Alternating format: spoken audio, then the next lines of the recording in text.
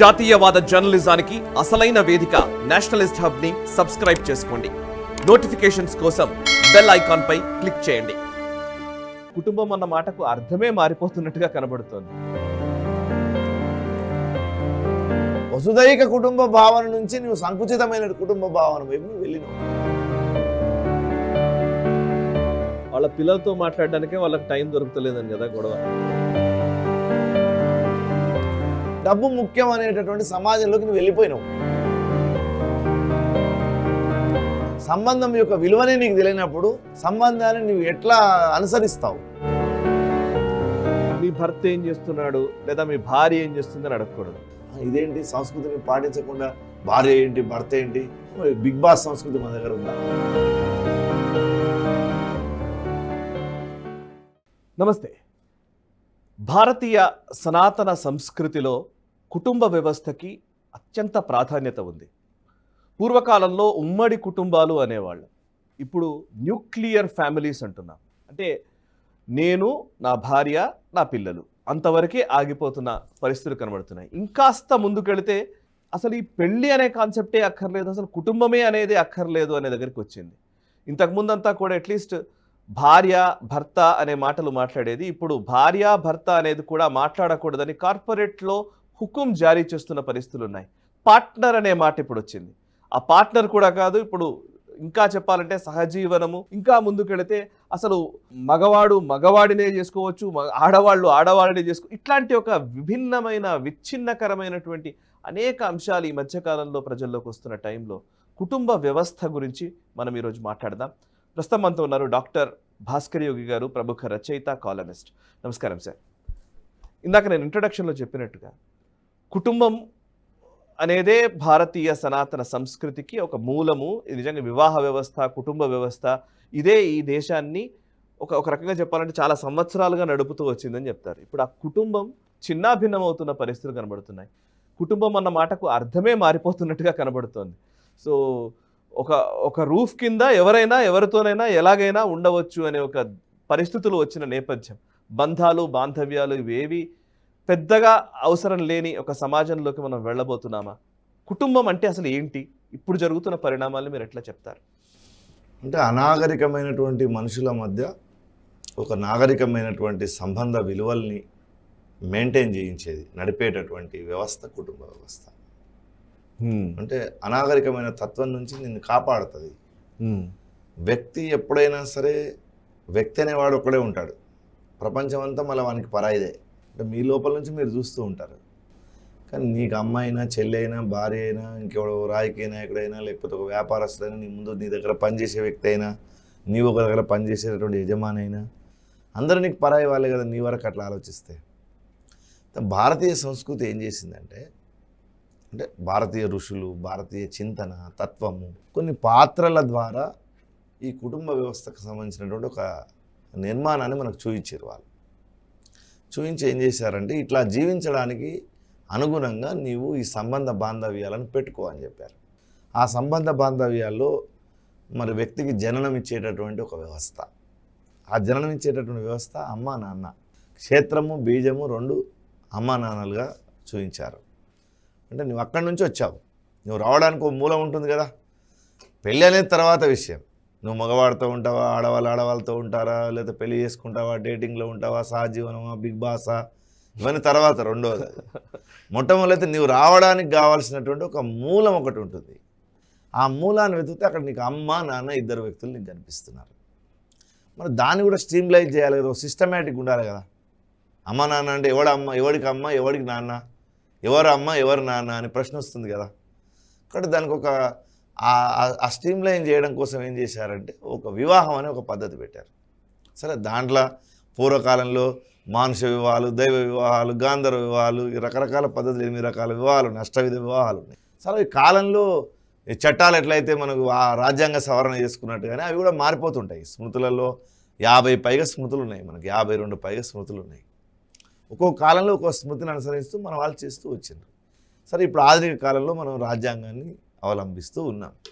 రాజ్యాంగాన్ని అవలంబించినప్పటికీ ఓ సాంస్కృతికంగా ప్రాచీనమైనటువంటి విలువలు కలిగి ఉన్న దేశం కాబట్టి ఈ పౌరాణికమైనటువంటి లేదా వైదికమైనటువంటి ఏ పరిజ్ఞానం ఈ దేశంలో మనిషికి తెలిసినా తెలియకున్నా వాటి పట్ల అవగాహన ఉన్నా లేకున్నా దాని యొక్క సరళిలో నడుస్తూ ఉంటాం.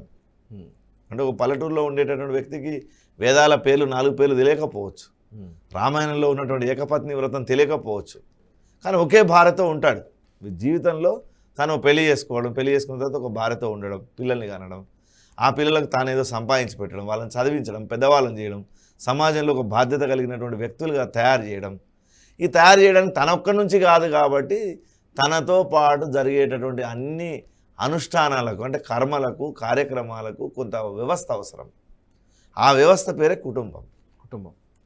దాంట్లో ఆ వ్యవస్థ ఎక్కడ ధ్వంసమైంది అంటే ఉదాహరణ గ్లోబలైజేషన్ తర్వాత ఇంగ్లీష్ వాడి యొక్క కుట్రలతోటి అంతకంటే ముందు నుంచి కూడా ఈ దేశంలో ధ్వంసమైంది. ఫర్ ఎగ్జాంపుల్ మన దేశంలో మీ యొక్క అమ్మ వాళ్ళ అమ్మమ్మ అని పిలుస్తారు, మీరు అమ్మ వాళ్ళ చెల్లెల్ని చిన్నమ్మ, పిన్ని అని పిలుస్తారు. నాన్న వాళ్ళ తమ్ముడిని బాబాయ్ అని పిలుస్తాం, అమ్మ వాళ్ళ తమ్ముడిని మేనమామ అని పిలుస్తాం, మీ భార్య వాళ్ళ చెల్లెల తమ్ముడిని బావమరిది అని పిలుస్తాం. ఇన్ని రకాల సంబంధాలను ఒక్కొక్క మనిషికి ఎట్లా ఉండాలనేటటువంటిది మొత్తం ఏర్పాటు చేసింది మన వాళ్ళు. కానీ ఇప్పుడు ఏమైపోయింది, మీకు ఇంగ్లీషు భాష మన మెదడులోకి చొరబడగానే ఆడవాళ్ళు మొత్తం ఆంటీలు అయిపోయారు, మగవాళ్ళు మొత్తం అంకుళ్ళు అయిపోయారు కదా. అంటే నీ సంబంధ బాంధవ్యాలను నువ్వు నిర్వచించుకునేటటువంటి విధానాన్ని కోల్పోయినావు తెలియకుండానే.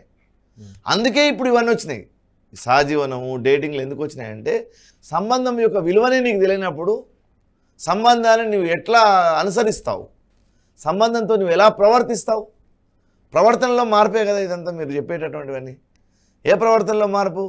నువ్వు పురుషుడు స్త్రీ పెళ్లి చేసుకుంటే పిల్లలు పుడతారు, ఇది అందరు ప్రపంచంలో ఒప్పుకునేదే కదా. ఒక చోటు నుంచి అండం రావాలి, ఒక చోటు నుంచి శుక్రకణం రావాలి, ఈ రెండు జైగోటుగా ఫలదీకరణం చెందుతాయి, పిల్లలు పుడతారని సైన్స్ కూడా చెప్తుంది. కాబట్టి ఈ రకమైన దానికి అనుగుణంగా నీకు వివాహ వ్యవస్థ ఉంది. కానీ ఎప్పుడైతే నువ్వు ఆడవాళ్ళని మొత్తం ఆంటీలను, మగవాళ్ళని మొత్తం అంకులను చేసేసావో నీకు మేనమామతో ఉండే సంబంధం నీకేంటి, నీకేం బాధ్యత ఉంది? తండ్రి లేని వాడికి మేనమామ దిక్కు అని వాడు చెప్పాడు, నడిచింది మన సంప్రదాయంలో. మేనమామని ఆలనా పాలన చూసేవాడు. నువ్వు మేనమామ ఏమైపోయాడు, నీకు అంకులు అయిపోయాడు. ఎప్పుడైతే నీకు అంకులు అయిపోయాడో నీకు నీ మీద బాధ్యత ఆయనకి ఎందుకు ఉంటుంది? ఒకవేళ మీ ఫాదర్ లేడు, బాధ్యత చూసుకోవాల్సింది ఎవరు అంటే మేనమామ చూడాలని చెప్పారు. ఆయన ఏమైపోయాడు, నీ పక్కింటి ఒక మగవాడిలాగానే ఈయన కూడా అంకులుగా మారిపోయాడు. నీ బాధ్యత ఎందుకు చూస్తాడు? కాబట్టి సంబంధ బాంధవ్యాల యొక్క విలువ నీకు తెలియనప్పుడు, దాన్ని నువ్వు నిర్వచించుకోలేనప్పుడు సంబంధం యొక్క ప్రవర్తన కోల్పోతుంది. అది దాని యొక్క ప్రభావము పాశ్చాత్య దేశాల నుంచి మన దేశానికి ఇప్పుడు వచ్చింది. నువ్వు 40 రోజులు బిగ్ బాస్ హౌజులు పెట్టి నడిపేటటువంటి సినిమా నటులు కోట్లు సంపాదించుకోవడం కోసం కుటుంబ వ్యవస్థ విచ్ఛిన్నమే కదా. ఈ దేశంలో 3 ముళ్ళు 7 అడుగులు వేస్తే చాలు కుటుంబాలు ఎన్నో అద్భుతంగా నడిచినాయి. పూర్వకాలం ఏమీ లేకుండా నడిచినాయి, తిండి లేకుండా కూడా నడిచినాయి. మరి ఇవాళ మనం కోల్పోతున్నాం. మీరు అన్నట్టు న్యూక్లియర్ ఫ్యామిలీస్గా మారుతున్నాయి. ఎందుకు మారుతున్నాయి అంటే నీ వ్యక్తిత్వాల పట్ల గౌరవం లేకుండా పోయింది కదా. ఒక భాష నిన్ను అట్లా ధ్వంసం చేసేస్తుంది. దాంతోపాటు వాళ్ళ హిందువుల జీవన విధానంలో డబ్బు, స్వార్థము ఎన్ని ప్రాముఖ్యత వహిస్తున్నాయి. నువ్వు విడిపోతున్నారు పిల్లలు అంటే అర్థం ఏంటి? డబ్బు, స్వార్థం తప్ప ఏముంటుంది? నా సుఖం మాత్రమే నాకు కావాలని అనుకుంటున్నావు నువ్వు. కాబట్టి నువ్వు తల్లిదండ్రులను వదిలిపెట్టేసి వేరే చోట్ల ఉంటున్నావు, వాళ్ళని చూడడం లేదు. ఎంతమందిని చూస్తున్నావు మనం? తల్లిని చంపిన వాళ్ళను, తండ్రిని చంపిన వాళ్ళని చూస్తూ ఉన్నాం కదా, నిన్న మొన్న హత్యలు చేసే వాళ్ళని చూస్తూ ఉన్నాం కదా. మరి ఎందుకు ఆస్తుల కోసం అన్నలు చంపుతున్నారు కదా, తమ్ముని చంపుతున్నారు కదా. మరి ఇక్కడ ఏమున్నాయి? ఇక్కడ డబ్బు, స్వార్థం 2 ఉన్నాయి కదా, లేకుండా అయితే లేవు కదా. ఎప్పుడైతే అవి నీ లోపలికి ఎట్లా ప్రవేశించినాయి అంటే డబ్బు ముఖ్యం అనేటటువంటి సమాజంలోకి నువ్వు వెళ్ళిపోయినావు. విలాసం ముఖ్యమైనటువంటి సమాజంలోకి నువ్వు వెళ్ళిపోయినావు. నీ డబ్బును నీ కోసమే వాడుకోవాలనేటువంటి సమాజంలోకి నువ్వు వెళ్ళిపోయినావు. వసుదైక కుటుంబ భావన నుంచి నువ్వు సంకుచితమైన కుటుంబ భావన వైపు నువ్వు వెళ్ళినావు. ఉదాహరణకు భాగవతంలో ఒక పద్యం ఉంది. సముద్ర మథనం జరుగుతూ ఉంటే మొట్టమొదటి హాలాహలం బయటకు వచ్చిందట, విషం బయటకు వచ్చిందట. విషాన్ని ఎవడు స్వీకరిస్తాడండి? ప్రపంచంలో అమృతాలను స్వీకరిస్తారు కానీ ఆనందాన్ని స్వీకరించడానికి అందరూ ఉంటారు. విషం వస్తే ఎవడు స్వీకరిస్తాడు? అందరూ పారిపోతున్నారట. అప్పుడు శివుడు ఒక్కడే నిలబడ్డాడట, నేను తాగుతాను ఈ విషాన్ని. మరి తాగుతానంటే మరి ఆయన పక్కన పార్వతుంది కదా. మింగెడిది గరలమనియు మింగెడి వాడు విభుండనియు మేలని ప్రజకున్. ఈ వాక్యం మనం అండర్లైన్ చేసుకోవాలి. మేలని ప్రజకున్, ఈ ప్రజలందరికీ మేలు జరగాలని. మింగెడిది గరలమనియు మింగెడి వాడు విభుండనియు, తాగేది విషమని, తాగేవాడు తన భర్త అని మేలని ప్రజకు మింగుమనే సర్వమంగళ తన మంగళ సూత్రమునెంత మది నమ్మినదో. నువ్వు తాగేవయా అని తన మంగళసూత్రాన్ని ఎంత నమ్మిందో, ఎంత గొప్పగా నమ్మిందో తెలియదు. ఆయన మీద ఎంత నమ్మకం ఉందో ఆమెకు తెలియదు. ఆయన మృత్యుంజయుడు, ఆయన రుద్రుడు, అఘోరుడు ఆయన. అట్లాంటి వాని మీద ఎంత నమ్మకం ఉందో ఆమెకు తెలియదు, కానీ తాగమని చెప్పేసింది ఆమె. ఈ పద్యాన్ని మనకు భాగవతం తెలియజేస్తుంది. అంటే త్యాగము చేయాలి, కుటుంబం కోసము, సమాజం కోసం వ్యక్తి త్యాగం ఉండాలని మనకు ఆ పద్యం మనకు, ఆ ఘట్టం మనకు ప్రబోధిస్తుంది. మరి ఆడవాళ్ళకే త్యాగం ఉందా, మగవాళ్ళకి లేదా? ఆ సత్యహరిచంద్ర నాటకంలో రాస్తాడు ఆయన.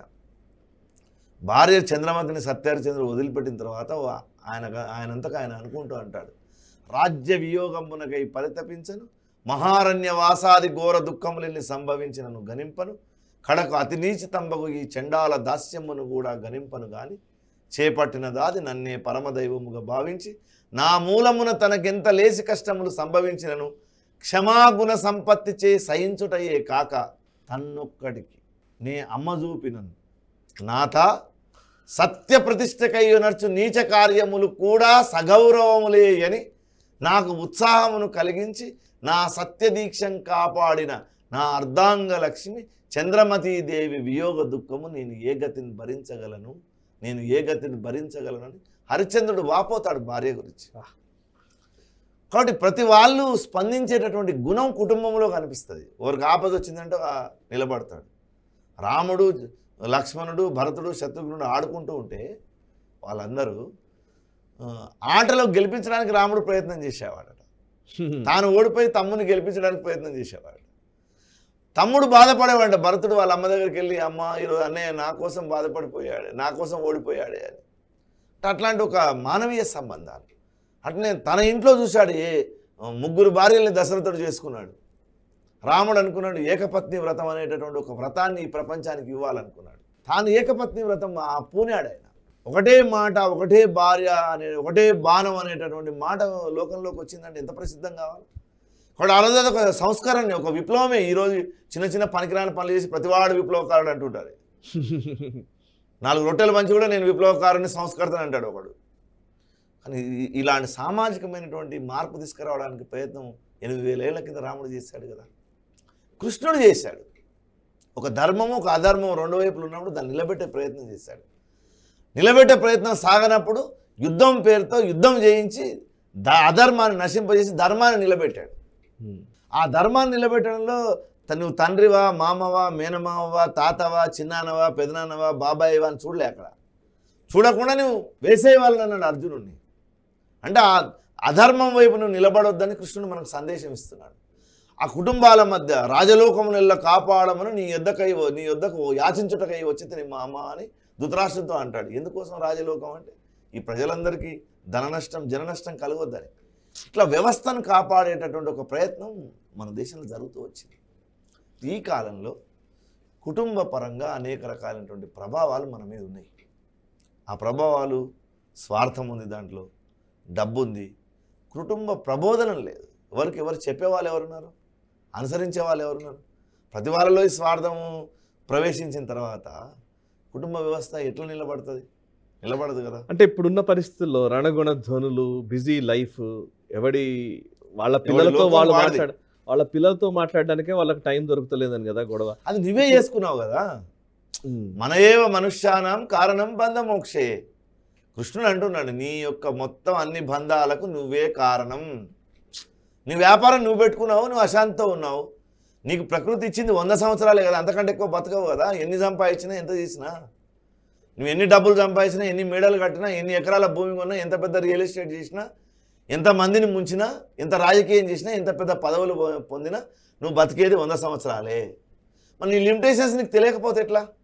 ప్రకృతి నిన్ను కంట్రోల్ చేస్తూనే ఉంటుంది కదా. రిమోట్ నువ్వు చేతిలో పట్టుకున్నావు టీవీది, మరి టీవీని నువ్వు కంట్రోల్ చేస్తున్నావా, టీవీ నిన్ను కంట్రోల్ చేస్తుందని నువ్వు ఆలోచించుకోకపోతే ఎట్లా? రిమోట్ మాత్రమే నీ చేతిలో ఉంది. నీవు అనుకుంటున్నావు టీవీని నేను కంట్రోల్ చేస్తున్నా అని. నో, టీవీ నిన్ను కంట్రోల్ చేస్తుంది, అది నిన్ను ఆడిస్తుంది. ప్రపంచం ఎప్పుడు నిన్ను ఆడిస్తుంది, నువ్వు ప్రపంచాన్ని ఆడించడం సాధ్యం కాదు. పెద్ద పెద్ద అలెగ్జాండర్ లాంటి వాడు ప్రపంచాన్ని జయిస్తాను, వాడు ఎవరిమంతా దారబోసి వచ్చాడు ఈ దేశానికి. ఏమయ్యాడు వాడు? నువ్వు ఆలోచించు. ఎంతమంది ప్రపంచ విజేతలుగా బయటికి, నెపోలియన్ ఏమయ్యాడు? జోసెఫ్ స్టాలిన్ ఏమయ్యాడు, హిట్లర్ ఏమయ్యాడు, ప్రపంచాన్ని నువ్వే వాడి మొత్తం లైఫ్ అంతా ఖతమైపోయింది. నువ్వు వాడి గుణం గురించి, ఒక గుణం గురించి, ఒక స్వభావం గురించే మనం చర్చ చేస్తున్నాం. మొత్తం వాడి లైఫ్ అంతా దానికోసం పెట్టాడు కదా. వాడు ఏమైనా ప్రపంచాన్ని జయించగలిగాడా, ఏమైనా చేయగలిగాడా? నీవు కారణం. ఈ బంధాలు పనికిరానటువంటివన్నీ పెంచుకుంటున్నావు నువ్వే కదా, నువ్వేం పెంచుకోకుండా ఉండట్లేదు కదా. ఇది ఆధ్యాత్మిక స్పర్శ మన దేశంలో మనం ఇచ్చినటువంటిది. నీ లిమిటేషన్స్ నువ్వు గుర్తించు, నీ శరీరం యొక్క లిమిటేషన్స్ నువ్వు గుర్తించు. 70 ఏళ్ళు వచ్చిన తర్వాత యంగ్గా ఉన్నారండి మీరు అని వాకింగ్లో ఎవడో చెప్తే నువ్వు మురిసిపోవడం ఏంటంటే బుద్ధి లేకుండా. నేనెందుకు యంగ్గా ఉన్నాను నాయన, నేను ముసలాన్ని 70 ఏళ్ళు అని అనాలి కదా. నేను యంగ్గా ఉన్నానని అనుకుంటున్నావు అంటే నువ్వు తెలివి తక్కువని అర్థం. ఫస్ట్ వార్ధకే మునివృత్తి, నువ్వు మునిలాగా జీవించాలి కదా. వాడేవాడు నిన్ను పోవడానికి, నిన్ను చాలా బాగున్నావంటే, నువ్వు యంగ్గా ఉన్నావంటే నేను లేదని నువ్వు జంప్ చేయడానికి పోతే ఇరిగి చస్తాడు. Age is just a number అంటారు, అంతే. అంటే జస్ట్ నెంబర్ మాత్రమే ఏజ్. మేము ఎదగము పెరగలేదు. నీ స్వభావాన్ని నువ్వు గుర్తించాలి. అట్నే నువ్వు కుటుంబంలో నువ్వు జీవిస్తున్నావు, నువ్వు ఈ బిజీ లైఫ్ అంతా నువ్వు నీ పిల్లలతో నేను మాట్లాడలేనంటే అది వాడి కర్మ. నీ కడుపున పుట్టిన పిల్లలతో నువ్వు ఒక నిమిషం మాట్లాడేంత సమయం నువ్వు ఇవ్వనప్పుడు నువ్వు ఇంకేం అంతకంటే గొప్ప పని నువ్వేం చేస్తున్నావు? ఏముండదు కదా, ఏముంటుంది. నీ పిల్లవాడిని నువ్వు సమాజం అంటే ఏంది? వ్యక్తుల యొక్క మొత్తం సమూహమే సమాజం కదా. వ్యక్తుల యొక్క మొత్తం సంఘటితం అయితే సమాజం కదా. వ్యక్తిగా నీ కొడుకుని నువ్వు తీర్చిదిద్దుకోకపోతే, నీ కూతురు నువ్వు తీర్చిదిద్దుకునే సమయం నీకు లేకపోతే నువ్వు దేనికోసం పని చేస్తున్నావు అనేది నీకు తెలవాలి కదా. నువ్వు చేసేది పని ఎట్లా అవుతుంది అసలు? నీకు ఆవేదన ఏంది, హక్కు ఉందా అసలు? ఫస్ట్ లేదు కదా.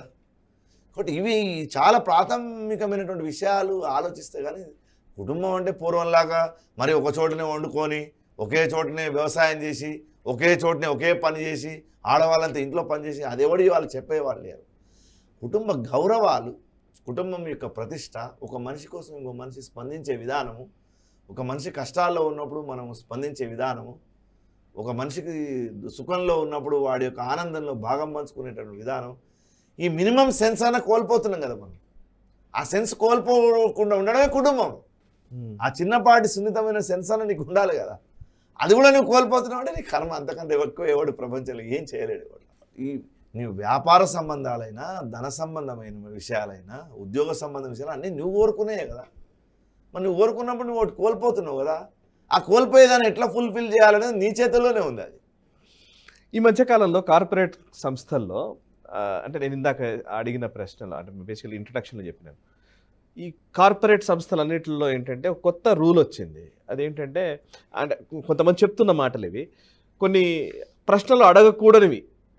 మీ భర్త ఏం చేస్తున్నాడు, లేదా మీ భార్య ఏం చేస్తుంది అని అడగకూడదు. మీ పార్ట్నర్ ఏం చేస్తున్నారని అడగాలని.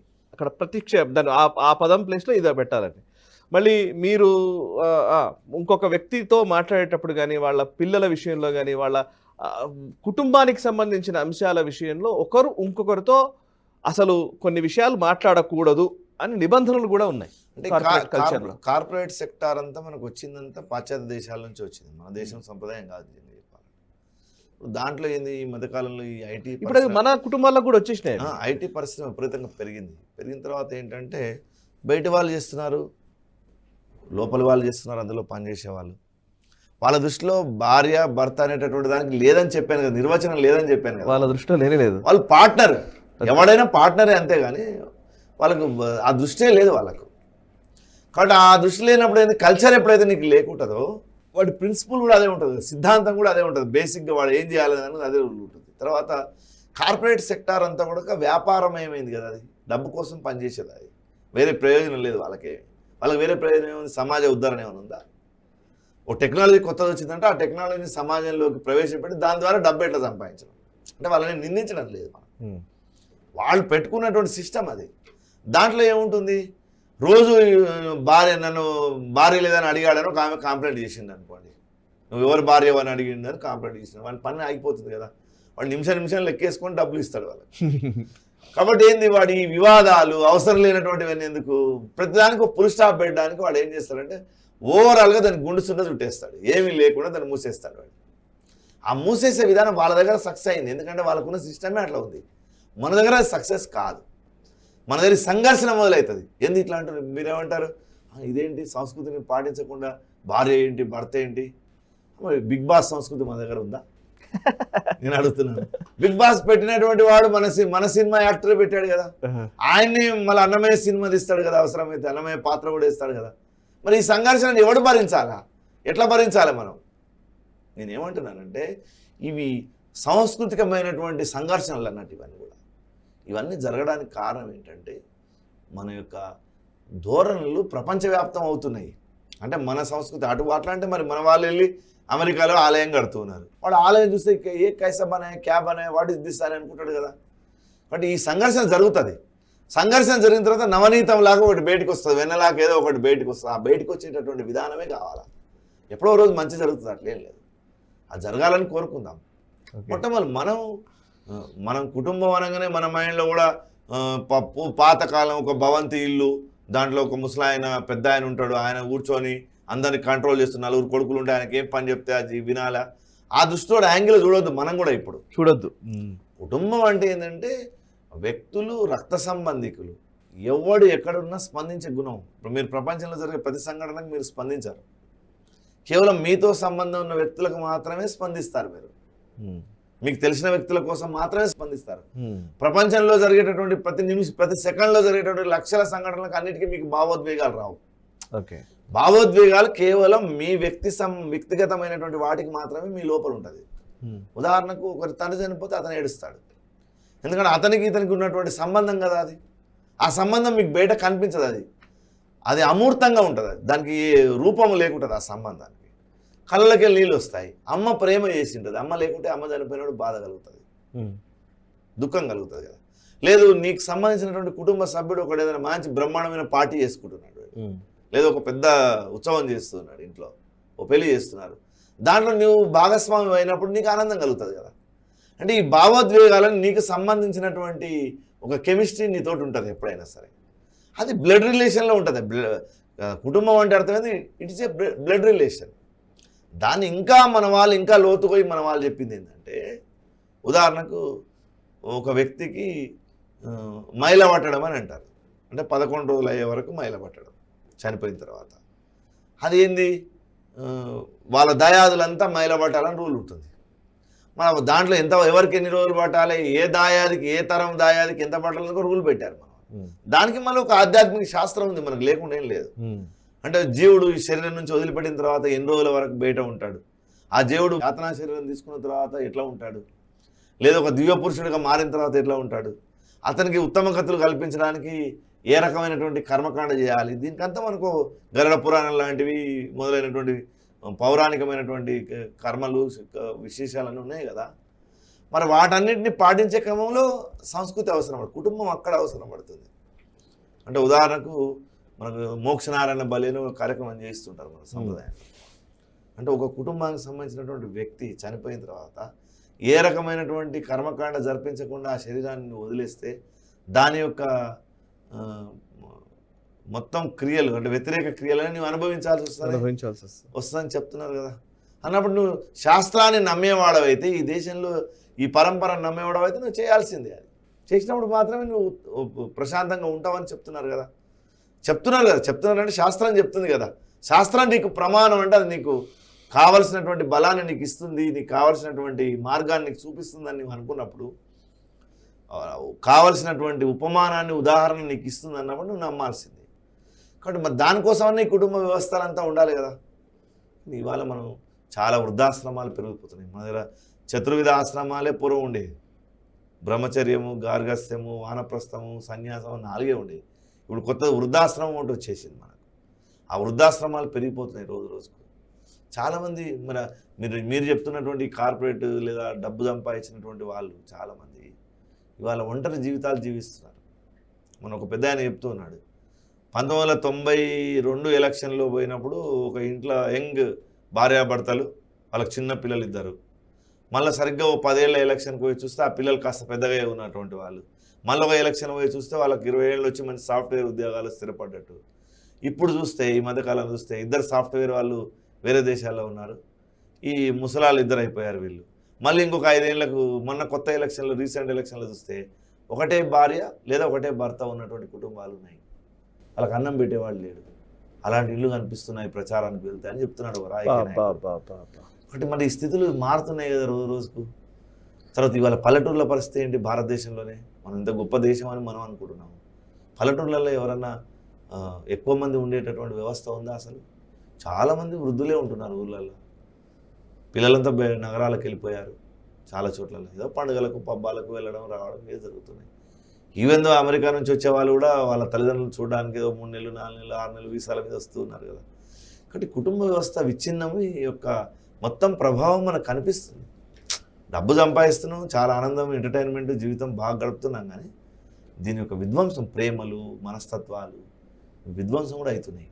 అంతే స్థాయిలో అవుతున్నాయి. ఇంకా చెప్పాలంటే ఎన్ని డైవర్స్ కేసు, ఫ్యామిలీ కోర్టులు పెడుతున్నాం, ప్రత్యేకమైన కోర్టులు, అవి కూడా విచారించడానికి కేసులు ఉన్నాయి. ఇప్పుడు ఆ ఫ్యామిలీ కోర్టులు కూడా ఫాస్ట్ ట్రాక్ కోర్టులు, అవి కూడా విచారించడానికి కేసులు అవుతున్నాయి. ఎందుకు అవుతున్నాయి? నువ్వు సాఫ్ట్వేర్ బీటెక్లు చదువుతున్నావు, మెకానికల్ ఇంజనీరింగ్ చేస్తున్నావు, లేదా సివిల్స్ కొడుతున్నాడు ఒకడు, భార్యతో ఎట్లా సంసారం చేయాలో తెలియదు వాడికి, భర్తతో ఎట్లా మెలగాలో తెలియదు. మరి ఆ ఎవరు నేర్పాలి? ఆ వ్యవస్థని మనం ఎవరు నేర్పించి ఆ ఎడ్యుకేషన్ ఎవడు ఇవ్వాలి? వాళ్ళు ఇచ్చేటటువంటి వ్యవస్థ కొలాప్స్ అయిపోయింది కదా. జీవన విధానం నీకు తెలియట్లేదు. మనిషికి మనిషి పరిచయం చేసేటటువంటి వ్యక్తులే లేరు కదా. మ్యాట్రిమోనియల్ చూసి పెళ్ళిళ్ళు అవుతున్నాయి. కాదనం, ఇవాళ ఉన్న పెద్ద వ్యవస్థగా చేయాల్సిందే, ఆ ఏర్పాటు కావాల్సిందే. కానీ వ్యక్తులుగా కలిసి ఉండడానికి కావాల్సినటువంటి శిక్షణ ఎవరు ఇవ్వాలి వాళ్ళకు? ఇది కుటుంబ వ్యవస్థ ఇస్తుంది నిజంగా చెప్పాలంటే. ఆ కుటుంబ వ్యవస్థ అనేది మనం ప్రతి ఇల్లును మనం ట్రైనింగ్ సెంటర్గా చూడలేం కదా. కాబట్టి ఏం కావాలి? దానికి ఒక శాస్త్రం, ప్రమాణం. పలానా రామాయణం, మనకు రామాయణంలో ఒక కుటుంబ వ్యవస్థ అంటే ఇలా ఉంది, పలానా చోట ఇలా ఉంది, పలానా కావ్యం ఇలా చెప్పింది. మరి మనం ఉన్నటువంటి మొత్తం కల్చర్ను మనం కోల్పోయిన తర్వాత నీకు అది ఎట్లా నిలబడుతుంది? నిలబడడానికి కావాల్సినటువంటి మొత్తం సిలబస్ అంతా ధ్వంసం అవుతుంది. సిలబస్ ధ్వంసం చేసుకున్న తర్వాత నీకు ఎవడు నేర్పేవాడేవాడు, నేర్చుకునేవాడేవాడు? ఇది జరుగుతున్నటువంటి పరిణామం.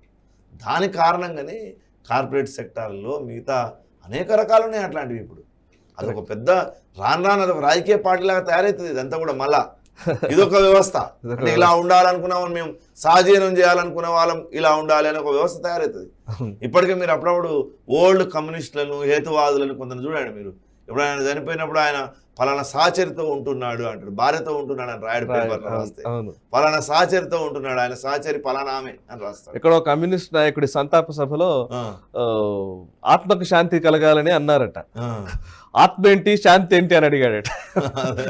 అంటే అట్లాంటి పరిస్థితి ఇదొక వ్యవస్థగా మారుతుంది. అదొక వ్యవస్థ, అదొక పెద్ద కల్ట్గా మారుతుంది. ఇప్పటికే వివాహాలను వాళ్ళు స్టేజ్ మ్యారేజ్లను కొన్ని చేశారు. పూర్వం ఈ చలం పిచ్చి తోటి మన దగ్గర కమ్యూనిస్టులు చాలా మంది స్టేజ్ మ్యారేజ్ అని చేశారు. అవును, అంటే ఎవడు అవసరం లేదు, పెళ్లిళ్ళు మంత్రాలు ఇవన్నీ ఉండొద్దు, కేవలం స్టేజ్ మ్యారేజ్ దండలు మార్చుకుంటే అయిపోతుంది అని చెప్పేసి. అలాంటి అంటే వివాహ వ్యవస్థను ధ్వంసం చేసేటువంటి ఒక ప్రక్రియ 80స్లే మొదలైంది, మన 70ల 80ల తెలుగు ప్రాంతాల్లో. అట్లా దేశం అంతా అన్ని చోట్ల ఉన్నారు. ఆ విధ్వంసం ఒకవైపు జరుగుతుంటుంది, దాని పునరుద్ధరణ కూడా జరుగుతుంటది. దాంట్లో విరితరలు వేస్తుంటారు, దాన్ని సరి చేసేవాడు ఎవడో మనలాంటి వాడు వస్తూ ఉంటాడు. ఇవన్నీ జరుగుతూనే ఉంటాయి. సుందరయ్య విజ్ఞాన కేంద్రంలో మీరు చెప్పిన స్టేజ్ మ్యారేజ్ జరుగుతాయి. అక్కడే పక్కన ఉన్న ఇంకో ఫంక్షన్ హాల్ లో పెద్ద కళ్యాణ మండపంలో బ్రహ్మాండమైనటువంటి పెళ్లి జరుగుతుంది. సో చివరిగా అంటే ఇప్పుడున్న యంగ్స్టర్స్ ఈ యువతరానికి లేకపోతే పెద్దవాళ్ళకైనా కానీ మీరు ఇచ్చే సందేశం ఏమైనా ఉందా? జస్ట్ ఒక మెసేజ్. సందేశం లేదు. యువకులు చాలా పాత వాళ్ళకంటే ఇంకా గొప్ప జ్ఞానంతో ఉన్నారు. అట్లేం లేదు. ఇప్పుడు ఓ రకంగా చెప్పాలి, పాతదంతా గొప్పదనేమో అనుకోవడానికి వీల్లేదు. యువకులు చాలామంది చాలా మెచ్యూర్గా ఆలోచిస్తున్నారు. సరే, శరీరము, శారీరకమైనటువంటి స్పందనలు, తర్వాత మానసికమైనటువంటి స్పందనలు, చుట్టుముట్టు ఉండేటటువంటి ఎన్విరాన్మెంట్, ఇవన్నీ వాళ్ళని కొంతమందిని పెడదారి పట్టించి ఉండవచ్చు. చాలామంది ఆలోచిస్తున్నారు. పాత వాళ్ళకంటే ఇంకా గొప్పగా ఆలోచిస్తున్నారు. ఇంకా దాన్ని ఎట్లా సరి చేయాలని ఆలోచించే వాళ్ళు కూడా చాలామంది ఉన్నారు. ఎప్పుడైనా ఒక పదార్థం చెడిపోతుంది అంటే ఆ పదార్థాన్ని బాగు చేసే వాళ్ళు కూడా ఉంటారు కదా. అట్లనే సమాజంలో యువత చాలామంది గొప్ప గొప్ప ఆలోచనలు, ఇన్వెన్షన్స్ గొప్ప చేస్తున్నారు కదా. వాళ్ళ రంగాల్లో చాలా గొప్పగా తీర్చిదిద్దుతారు వాటిని. కాబట్టి ఈ వ్యవస్థను కాపాడుకోవాల్సినటువంటి బాధ్యత యువత మీదనే ఉంది ఓ రకంగా చెప్పాలంటే. ఇది సంస్కృతి అంతా ముసలాళ్ళ సామ్రాజ్యం కాదు ఇది. కాబట్టి ఈ సంస్కృతిని కాపాడేటటువంటి బాధ్యత వాళ్ళ మీద కూడా ఉంది. కాబట్టి వాళ్ళు దీన్ని అధ్యయనం చేయాలి, అనుశీలన చేయాలి, పరిశీలించాలి. వాళ్ళు సంస్కరణవాదులుగా రూపొందాలి. అవసరమైతే వాళ్ళు తత్వవేత్తలుగా స్థిరపడాలి. ఒక్క యువకుడైన వివేకానందుడే కదా వెళ్ళి ప్రపంచ యవనిక పైన భారతదేశం యొక్క ఆధ్యాత్మిక సింహగర్జన చేసి వచ్చాడు. ఒక రామతీర్థ యువకుడుగా ఉన్నప్పుడు కదా అద్వైత సారాంశాన్ని మొత్తం ప్రపంచం యొక్క నలుమూలలో చాటి చెప్పాడు. ఒక ఆదిశంకరాచార్యుడు యువకుడు ఉన్నప్పుడే కదా చతురామ్నాయ మఠాలను భారతదేశం అంతా తిరిగి స్థాపించాడు. ఒక రామానుజన్ కదా భారతీయ గణిత మేధో తర్కశాస్త్రాన్ని మొత్తం ప్రపంచానికి చెప్పినటువంటి వాడు. ఇక్కడ ఎంతమంది యువకులు ఈ దేశంలో గొప్పవాళ్ళుగా నిలబడ్డారు. ఇప్పుడు ఇవాళ అమెరికాలో ఉన్నటువంటి వాళ్ళల్లో సాఫ్ట్వేర్ రంగంలో మన వాళ్ళు ఉన్నంతమంది ఎక్కువ మంది ఎక్కడ లేరు కదా. చైనా వాళ్ళు భారతీయులే కదా ఎక్కువ మంది ఉన్నవాళ్ళు లెక్కలు తీస్తే మనం. కాబట్టి చేస్తున్నారు వాళ్ళు. ఇది సమయం దొరకడం లేదు. మీరు అన్నట్టుగా ఈ లైన్కి రావడం వాళ్ళకి సాధ్యపడడం లేదు. ఈ మధ్యలో ఎవరో పెట్టారు, అమెరికాలో ఒక పూర్తి ఇంగ్లీష్ ప్రపంచంలో పుట్టి పెరిగిన ఒక పిల్లవాడు పద్యం ఎట్లా పాడాలనో నేర్చుకొని పెద్ద పద్యం, చాలా కఠినమైనటువంటి పద్యాన్ని పాడి వాళ్ళు వీడియో పెట్టారు, కామెంట్ పెట్టండి అని. కాబట్టి ఆ ప్రపంచం కూడా ఆలోచిస్తుంది. వాళ్ళు ఓం చేసుకుందాం అంటున్నారు పొద్దున్నే వాళ్ళ ఇళ్లలో, చక్కగా భగవద్గీత పారాయణం చేస్తున్నారు వాళ్ళు. ఇవాళ ఇస్కాన్లో ఎంతమంది యువకులు, దేశ విదేశీ యువకులు, వాళ్ళు రాధే గోవింద అని ఎంత ఎగురుతూ ఉన్నారు, ఎంత కృష్ణ భక్తి పారవశ్యంలో ఉన్నారు. కరెక్ట్. అమృతానందమయ్య దగ్గర ఎంతమంది సర్వీస్ చేస్తున్నారు, సత్సాయి బాబా దగ్గర ఎంతమంది సర్వీస్ చేస్తున్నారు. కాబట్టి భారతదేశంలో ఎంతోమంది ఫారిన్లో ఉండేవాళ్ళు, లోపల ఉండేవాళ్ళు, బయట ఉండేవాళ్ళు దీన్ని తరచి చూస్తున్నారు. ఇంకా లోతుగా రావాలి, ఇంకా తెలుసుకోవాల్సినటువంటి అంశాలు చాలా ఉన్నాయి, మాట్లాడదాం. Right sir, thank you very much sir, thank you very much. ఇది మేమిద్దరం మాకిద్దరు, ఇది జనాభా నియంత్రణ నినాదం అని చాలా సంవత్సరాలుగా మనం వింటూనే ఉన్నాం. కానీ అది మేమిద్దరం మాకిద్దరు అన్న దగ్గర ఆగిపోకుండా మేమిద్దరం మాకిద్దరు, మాదో కుటుంబము, ఈ కుటుంబం సమాజంలో భాగము, సమాజంలో మా కుటుంబానికి బాధ్యత ఉంది, ఇలా విస్తరిస్తున్నంతసేపు కుటుంబ వ్యవస్థ ఉంటుంది, భారతీయ సంస్కృతి నిలబడుతుంది. నమస్తే. ఈ వీడియో మీకు నచ్చినట్టయితే లైక్ చేయండి, 10 మందికి షేర్ చేయండి. అలాగే కామెంట్ల రూపంలో మీ అభిప్రాయాలను మాతో పంచుకోండి. Nationalist hub group of channels ను సబ్స్క్రైబ్ చేసుకుని తెలుగునాట జాతీయవాద జర్నలిజాన్ని ప్రోత్సహించండి. ఈ వీడియో కింద ఉన్న బెల్ ఐకాన్ పై క్లిక్ చేయడం మర్చిపోవద్దు.